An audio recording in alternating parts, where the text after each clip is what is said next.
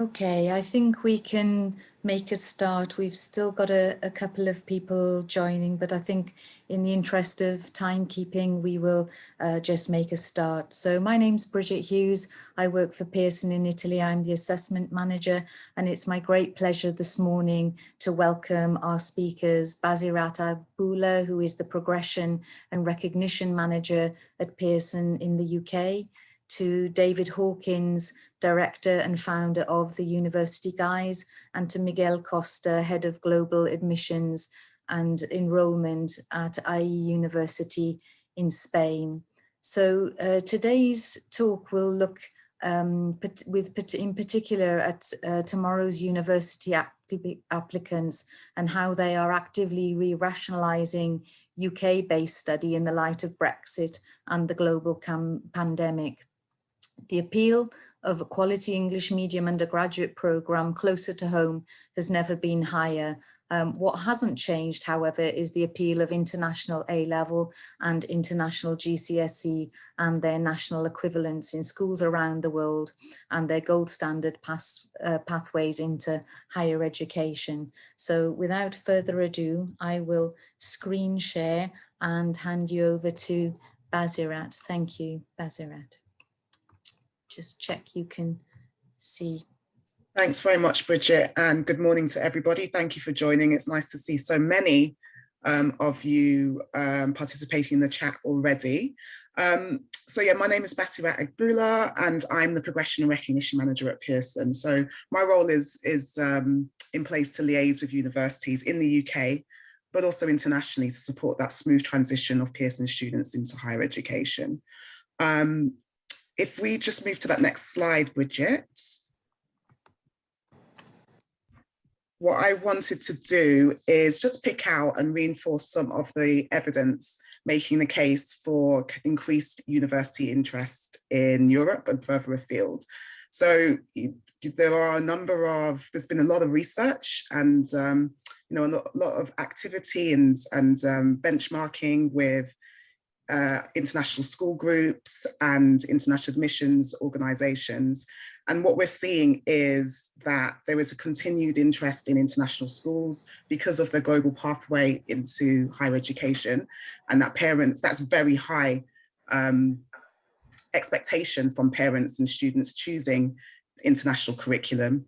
And then when we kind of delve into the attitudes of students applying to university in the UK, we can see that 32% of schools are showing less interest, or students at 32% of schools are showing less interest in UK universities last year, and that COVID and Brexit are also, you know, reinforcing that declined interest and influencing the destination choice for students in international schools. And then when we look at the COBIS, which is the Association for British International Schools, we can see really explicitly that not only are those external drivers through COVID and Brexit influencing student choice, that they are leaning towards looking at the EU or universities across Europe in particular, due to the increasing cost of study in the UK.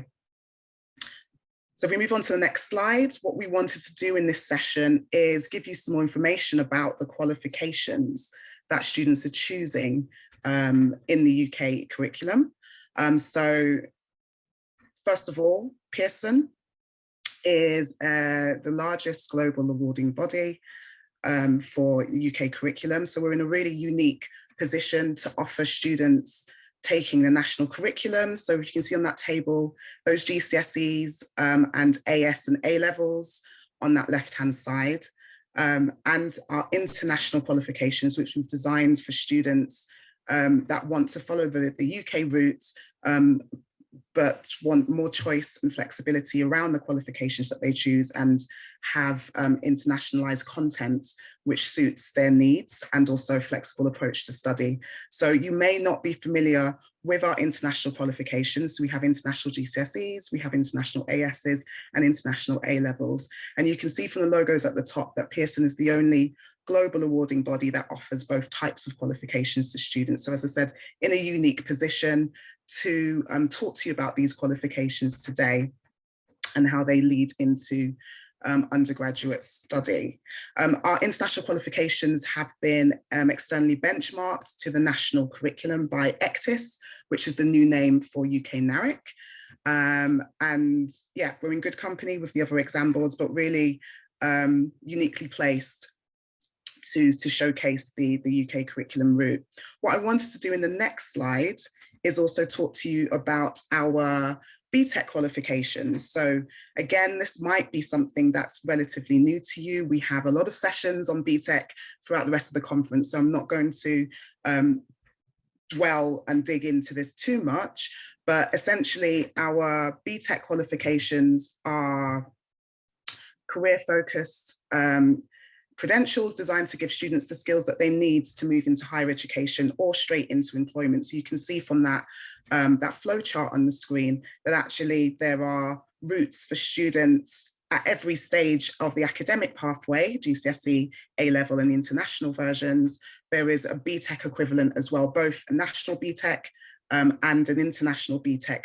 And those international BTECs have also been benchmarked to the national BTEC standard by ECTIS, formerly UK NARIC as well.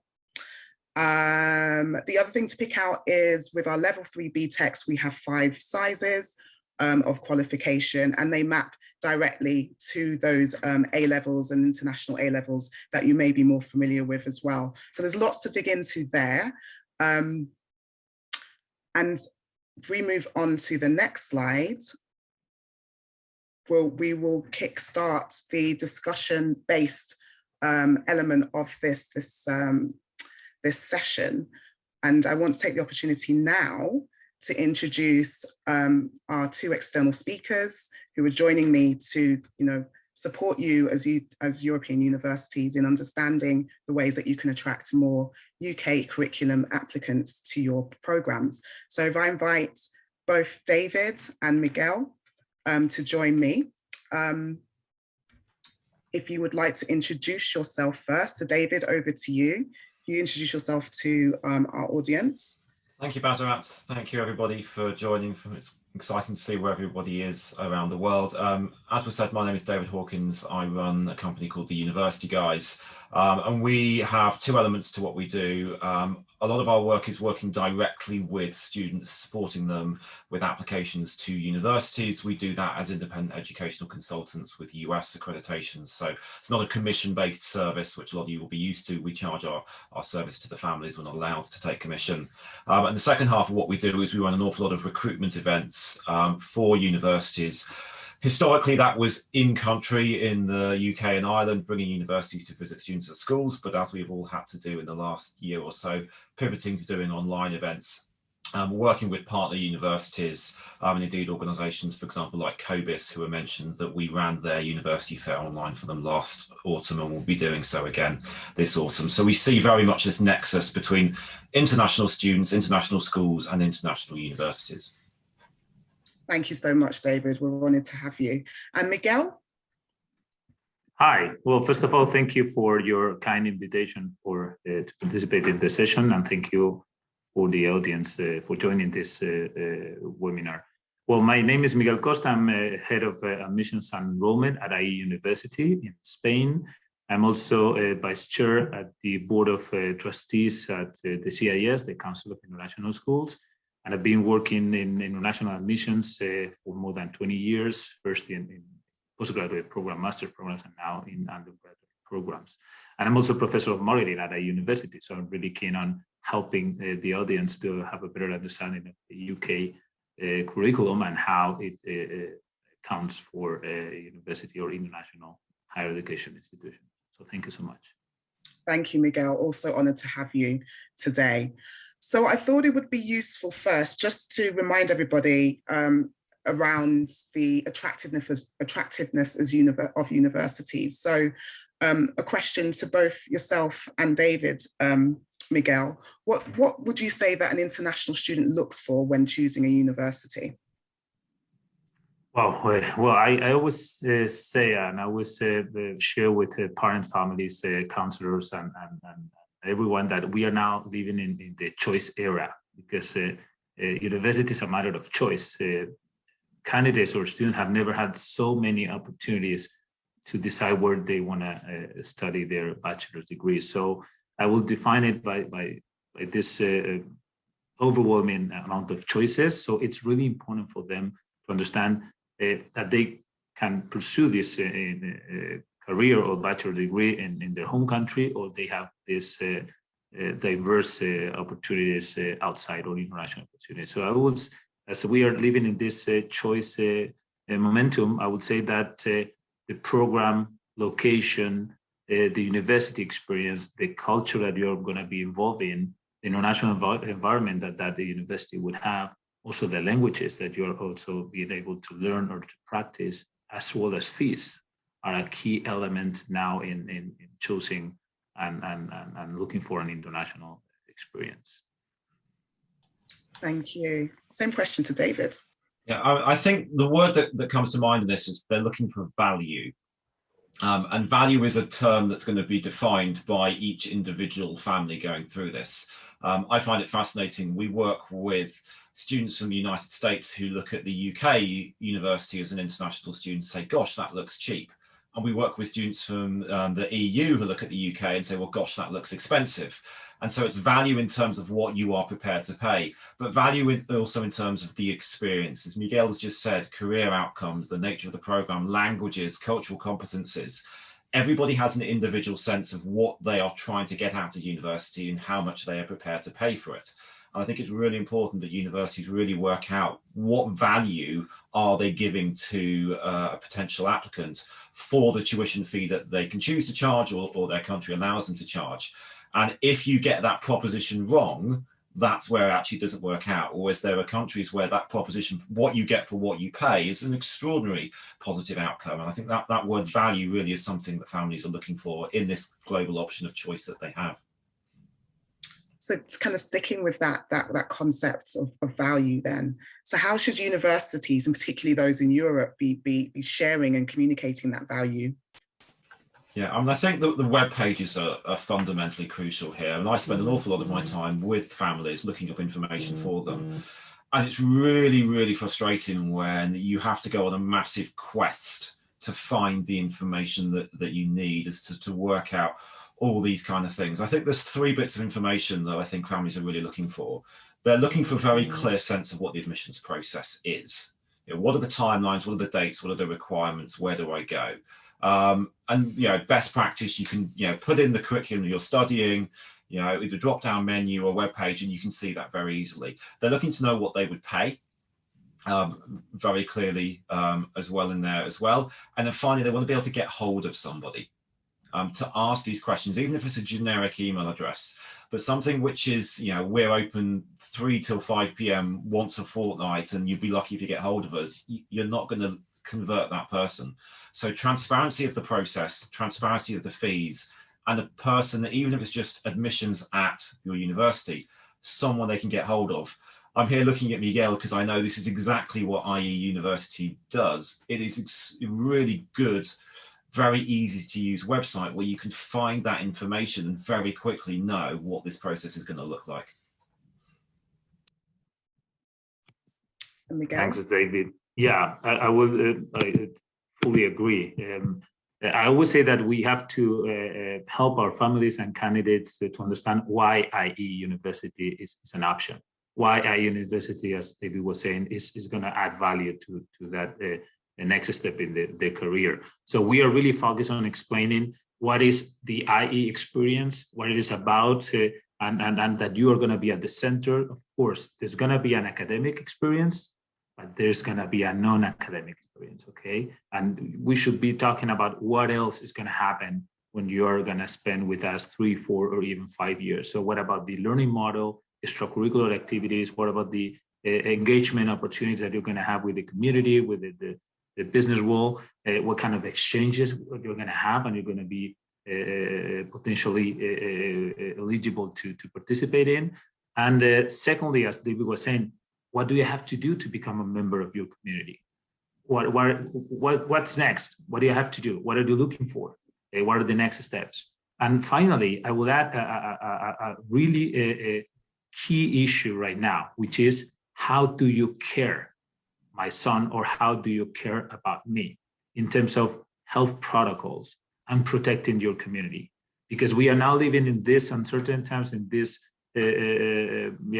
sad moment where, globally speaking, we are forced to set clear protocols to protect our community, our staffs, our professors, our students, our families, the ones that are visiting our students. That's also a key element. So we need to give that opportunity, that information about, hey, what are we doing and how that does that impact to my learning model? I think that's also a key element right now. Thank you both. I think that's really interesting, thinking about that, the kind of the wraparound support that you get from your university experience and how that sets you up for the future, alongside cost, admission, and, you know, someone on the other end of the line, as you said, David, there. So also thinking about some of the curriculum choices that students have. Obviously, we're focusing on the UK curriculum today. How can universities become more familiar with the UK curriculum? Yeah, I think it's a really crucial thing that, and I'm not sure whether everyone will have noticed the exact words you're all using of UK curriculum rather than UK students.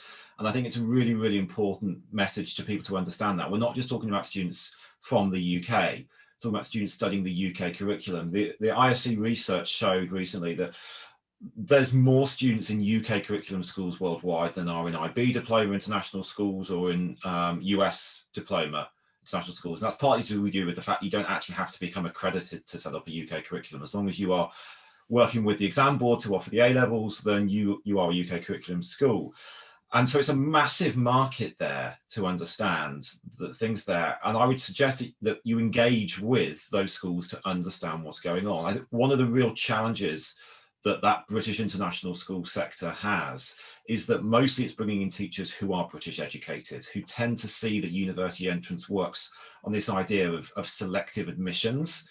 And it therefore gets quite confusing if you've not engaged with those schools and not learned about their curriculum to understand how, in a lot of European universities where it's about being eligible to apply, and as long as you're eligible, you can go, was, you know, the idea that 3 Cs at A-level can still get you into a world-class university is quite culturally odd to someone from a British mindset who's not used to this. The fact that you don't necessarily say these are our entry requirements like a UK university would. So I think it's really engaging with schools, you know, British schools maybe in your country, visiting them, talking to their counsellors, their school leadership, and then also engaging with people like Basirat, people at Pearson, people at Cobis, to really understand the very kind of peculiar way that parts of a UK curriculum work, to understand where are people starting from when they're considering applying to university. And you touched on kind of the admissions process at a European university. Would you say that there's any elements of it that are unique and that might be different for a UK curriculum student that would normally be looking at the UK? Yeah, I mean, it is the idea that the UK has an extraordinarily hierarchical university admission system, which is run within an ecosystem. You will have heard of UCAS, which is this just big beast of an organization that everything university happens through. And it lulls a lot of British teachers, British schools or British international schools into a very kind of false sense of how straightforward applying to university should be. I mean, I'll regularly get schools asking me, well, if I apply to an international university, doesn't that take one of my UCAS spots? Well, why would a university in Spain be on UCAS? But that's their assumption as to how it all works. So understanding where people are coming from, and this idea of we have a centralized process with a common deadlines, and with the fact that you tend to go to the university with the highest requirements, unpicking some of those kind of things is really, really important, because it can be really quite confusing when you say to a family that actually we're not going to force you to get 3 A stars at A-level. We're a really good university, but we'll take you with 3 Cs. And here's why. Because in British kind of culture, if a university is taking someone with 3 Cs, it's probably not a very good university, but you're having to explain a different system to people who might not quite know that. And I wanted to bring you in to that, Miguel. So from a university perspective, what would you like to add to kind of what David has shared? Yeah, for us, being an international university is really key to have this personal contact with counselors such as David, independent counselors, or even the schools.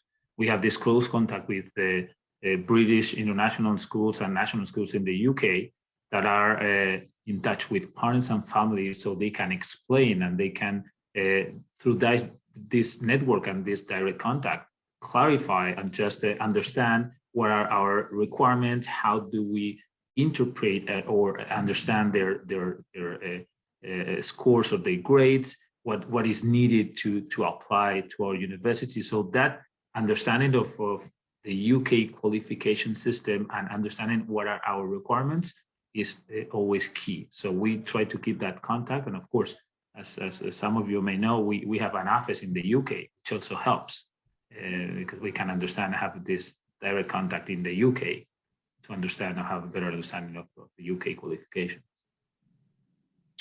Thank you both. And just to build on that and touch on something else that David mentioned earlier around that clarity about the admissions.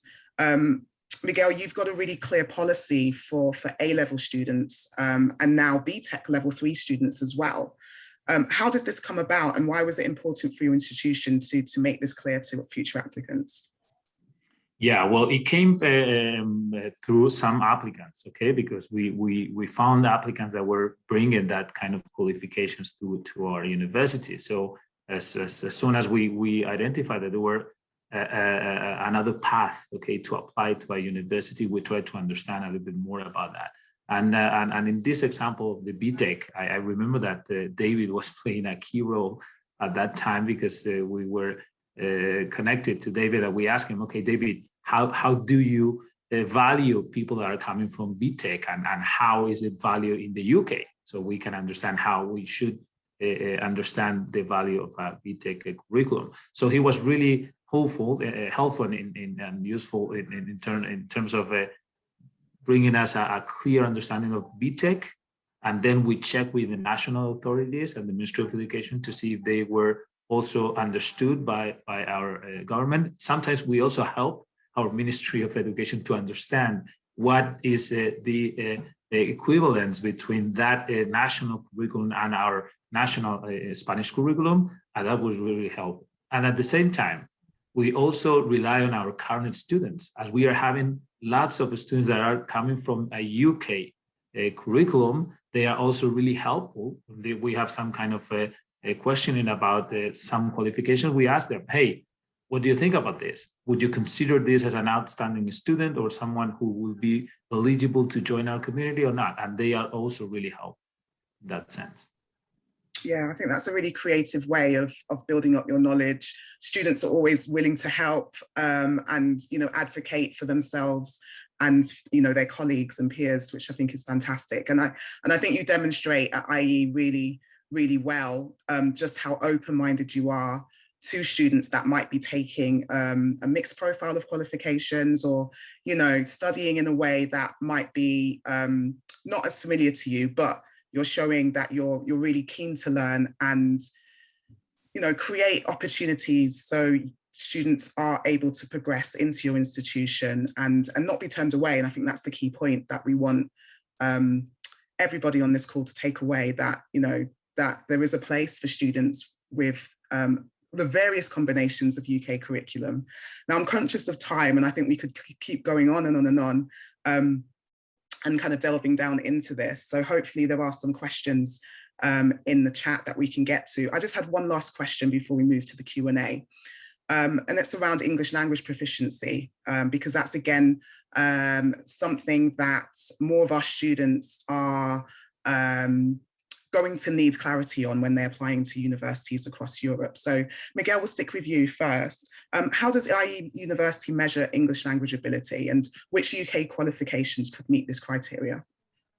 Yeah, well, mainly what we are asking our students is to have some kind of exposure to English language before. So if they have spent at least 2 years in an English-speaking country, or they have studied in an Anglophone educational system, such as the UK A-levels or American High School Diploma or even IB, that would be fine for us. But we have also another options, like bringing a language test like a TOEFL, or of course IELTS, the Cambridge C1 or C2, Duolingo. So we are quite open as well to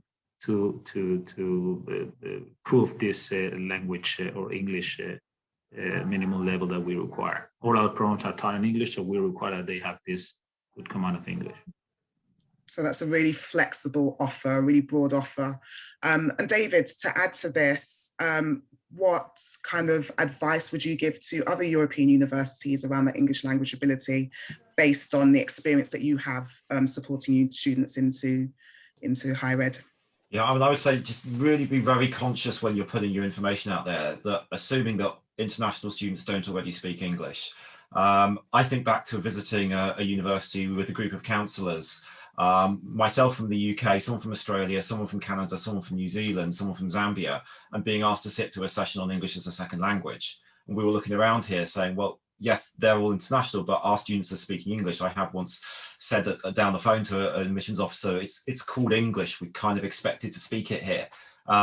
But understanding that there are many different varieties of an international student. And I know there are some universities which have programs which assume that every international student will have to do a foundation program to get their English good enough. And the assumption being that you don't come already having a good level of English. So I think it's really, really important to do what Miguel has just said there, is to have a number of different pathways, particularly that idea that if you have been living in an English-speaking country or studying in an Anglophone curriculum, you probably are good enough and don't need to have a test on top of it, because that, I will say, is a massive barrier to prospective students. Not just the fact of having to take a test, but if you don't quite actually on your website understand that there are students who already come with a high level of English, it makes families think that the level of English at your university is probably actually not that high, and therefore you might not want to come. And we want students to feel that they can come to your university. That's the whole point of this session. We really want you to be able to take advantage of this new wave of students that could be considering universities across the European continent. So we'll leave it there because we run out of time, and I want to make sure that we can take some questions from the floor. So Bridget, I'll hand over to you, and let's see what the audience would like us to dig into. Yeah, so we had a question, a comment and a question really from Miguel Costa, who asked how UK universities will attract students with such high fees, given that students may have other interesting options in Europe. And I think that in the sense was the reason for getting this session off the ground. But maybe if our experts would like to comment on that. Yeah, well, I mean, so the numbers, and obviously this is sort of a post-Brexit conversation, because now EU students coming to the UK, unless they happen to have a certain particular status in the UK, have become international. So not only the fees have gone up, but there is no access to student support. What we've seen is the numbers from Central and Eastern European for this cycle have dropped considerably. People who were coming to the UK and needing that student support are down quite substantially, and particularly at the Scottish universities where actually it was free. For the rest of the UK, particularly those programs which people are saying are high value, and for families of some decent level of economic means, the numbers are fairly stable. Oxford, Cambridge, Medicine, Russell Group universities is actually fairly stable. So it's going to be a mixed picture. A lot of UK universities have put in place different scholarship or bursary pathways for students from the EU. There's no access to the student finance to cover the cost, but it does bring the cost down. What I will say, though, into this mix is we need to not confuse UK curriculum and UK citizens. I think one of the really interesting things that we're seeing, and I know Miguel and the team from IE in the UK office are very aware of this, there's something like 15,000 EU students attending UK boarding schools right now. And on top of that, about 8% of the British population also hold a second passport. A lot of them will be EU passports. There's an awful lot of students either attending school in the UK or living in the UK for whom the EU has now become a cheaper option, possibly than staying in the UK. And as we go through the next few years, I think there's a really, really interesting dynamic here for universities in Central and Eastern Europe to come to the UK and possibly recruit people whose families might have Polish, Bulgarian, Romanian heritage, and they have that passport. And suddenly looking at a cheap option, I see Joao's question here about Germany. €300 or €500 in the EU versus £9,250 in the UK looks like quite an interesting proposition. So it's not just the inbound mobility that's changing. I think that outbound mobility is going to change too. Okay, thank you very much. We need to wrap up very shortly, but just one quick last question to you, Basirat. How can universities who've joined the call today learn more about Pearson qualifications and how to formally recognise them going forward? Brilliant question. Thank you, Bridget. If you just flip to that last slide, please get in contact with me. So I would love to hear from you all. Brilliant. Oh, yeah, there you go. So if you email me at progression@pearson.com, and of course, please also get in contact with David and Miguel as well. They've kindly shared their details. We're all here to kind of help you navigate the UK curriculum. And also when we talk about that recognition, it's very much about that eligibility to apply. So we want students to know that they are welcome and that they can go through the admissions process with you. There may be questions that you have along the way, but we at Pearson are ready and waiting. We have admission guides for our EdXL, A-levels, GCSEs and the internationals, and also lots of guidance on our BTEC qualifications as well. And we can share examples of the paperwork that students will receive once they receive our qualifications. And with the recognition piece, we have a very short form, which we'd love all of the universities on this call today to fill in. And that allows us to put you on our website and make you more visible to our students around the world. Miguel from IE University has already done that. And that's, you know, a fantastic way to really kind of re-emphasize the opportunity for students that will be considering your university. Thank you very much. So thank you, Basirat, thank you, David, thank you, Miguel, and thank you everyone for joining us. Thank you. Thank you so much. Thank you. Thank you.